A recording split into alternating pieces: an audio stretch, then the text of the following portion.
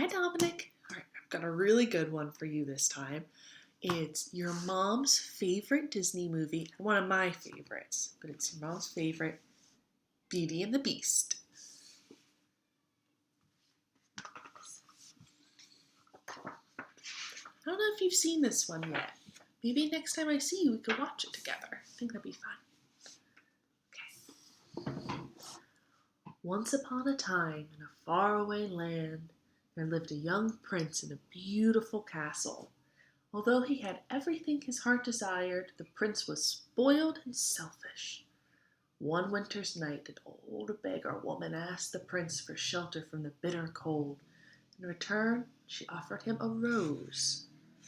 Repulsed by the old woman, the unkind prince turned her away. The woman warned him not to be deceived by appearances, since beauty is found within. But when the prince dismissed her again, the old woman's ugliness melted away to reveal a beautiful enchantress. The prince tried to apologize, but it was too late. The enchantress knew there was no love in his heart. See how beautiful she is now? As punishment, the enchantress transformed the prince into a hideous beast. Then she placed a powerful spell on the castle and all who lived there. The rose she had offered was an enchanted rose. It would bloom until the prince was 21. If he could learn to love and be loved before the last petal fell, then the spell would be broken. If not, he would remain a beast for all time. Ashamed of his monstrous form, the beast hid inside the castle. A magic mirror was his only window to the outside world. As the years passed, he fell into despair. He did not believe that anyone could ever love him. Slowly, the rose began to wither.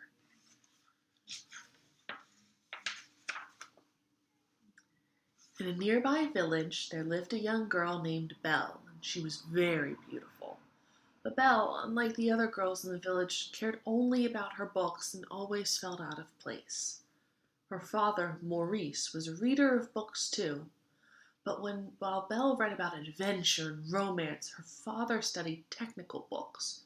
Maurice was an inventor, a genius according to Belle, a crackpot according to the townsfolk. Oops. Belle is even stranger than her father, the villagers whispered. Her nose is always in a book and her head is in the clouds. Gaston, that's Belle. Gaston the hunter, who was the handsomest man in town, wanted to make Belle his wife. No matter how many times she turned him down, Gaston would not take no for an answer. That's not a good thing to be. When someone says no, listen to them. He was determined to wed the lovely Belle, even though she thought he was a brainless brute. One cold day, Maurice hitched his horse, Philippe, to a wagon and set off to show his latest invention at a faraway fair. With his mind on the fair, Maurice became lost in a misty forest. As an icy wind whistled through the trees, he suddenly heard an even more disturbing sound, the howling of wolves. Philippe bolted and Maurice fell to the ground. To escape the wolves, the frightened man ran deeper and deeper into the woods. He came to a castle that seemed deserted and stumbled inside. There, Maurice was greeted by Mrs. Potts, the teapot, Cogsworth, the mantel clock, and Lumiere, the candelabra. But before he had time to marvel over these strange creatures, an even stranger one appeared, the beast. Maurice stared at the beast in horror. The beast howled angrily.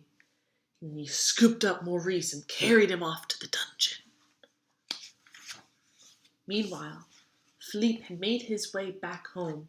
Belle took one look at the riderless horse and knew something awful had happened to her father. "Philippe, take me to him," she cried, leaping astride the exhausted horse. Without a pause, the animal thundered off towards the woods.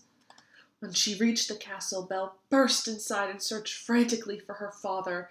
The enchanted objects led her to the tower, but just as she found Maurice, the beast appeared. Belle let out a horrified, terrified gasp at the hideous sight of the beast. When she realized this was Maurice's captor, Belle begged the beast to free her father. When he refused, she bravely offered herself in Maurice's place. "No, Belle," Maurice cried, even as the beast cried, "Done!" Before Belle could bid her father goodbye, the beast led her to a room. "The castle is now your home," he said gruffly. Belle was free to go anywhere she liked, except the West Wing. "You will join me for dinner," the beast ordered. "This is not a request." Still, Belle refused, and the beast stomped off in anger. That night, Belle slipped out of her room and found her way to the forbidden West Wing.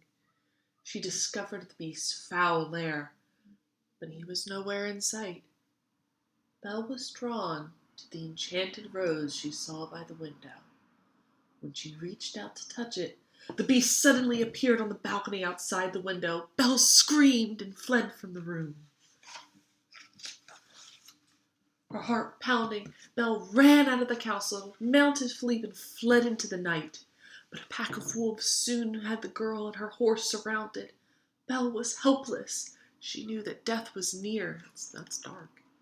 Suddenly, the beast was there, throwing the wolves aside. A terrible snarling and howling sounded as the beast and the wolves battled for their lives.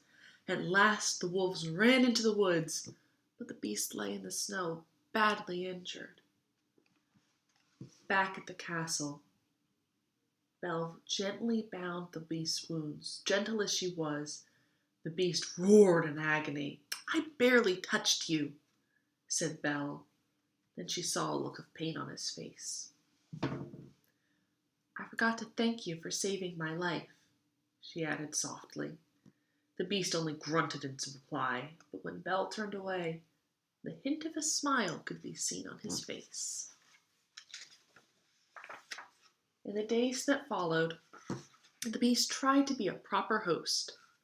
He showed Belle his library, where they read together, and she in return began to teach him how to act like a gentleman.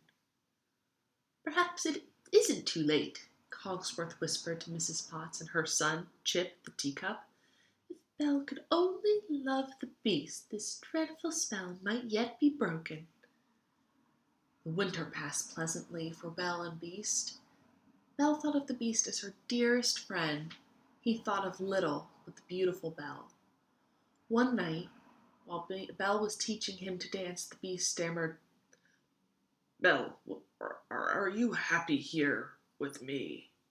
"Yes," said Belle without hesitation. But the beast saw a trace of sadness in her eyes. Then Belle added, "If only I could see my father again, even for a minute."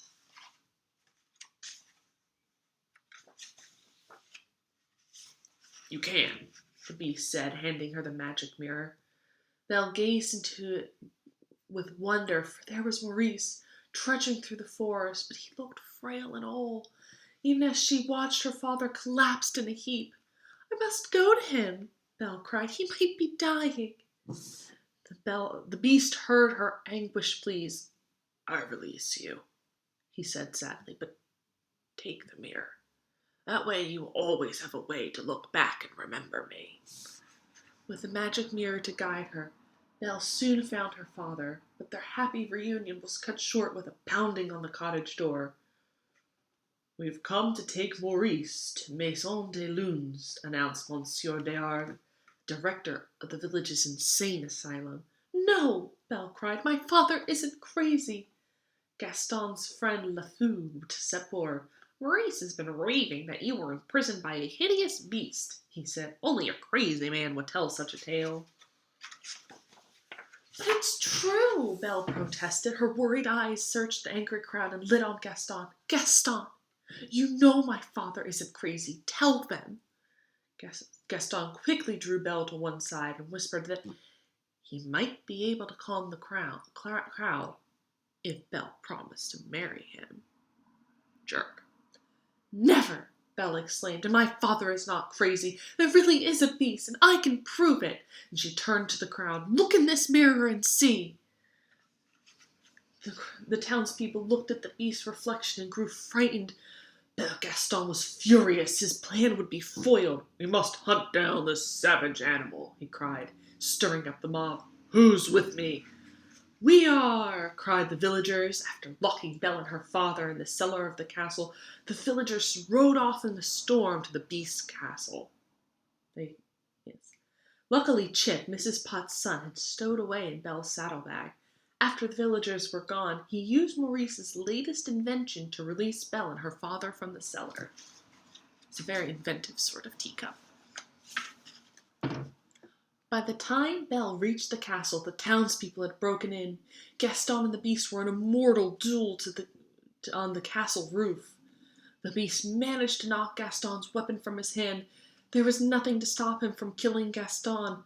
Nothing but the beast's own humanity. Gaston screamed for mercy.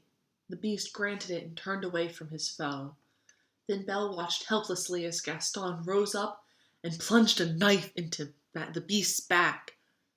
The beast roared in pain, frightening Gaston. Backing away from the wounded beast, the hunter lost his footing and fell off the roof into the fog below. Broken-hearted, Belle flew to the beast's side. "You came back," the beast said weakly. "At least I can see you one last time."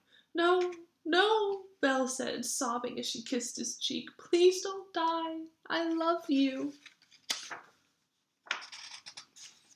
At that moment, the spell was broken, and in one magical instant, the beast turned back into his princely self.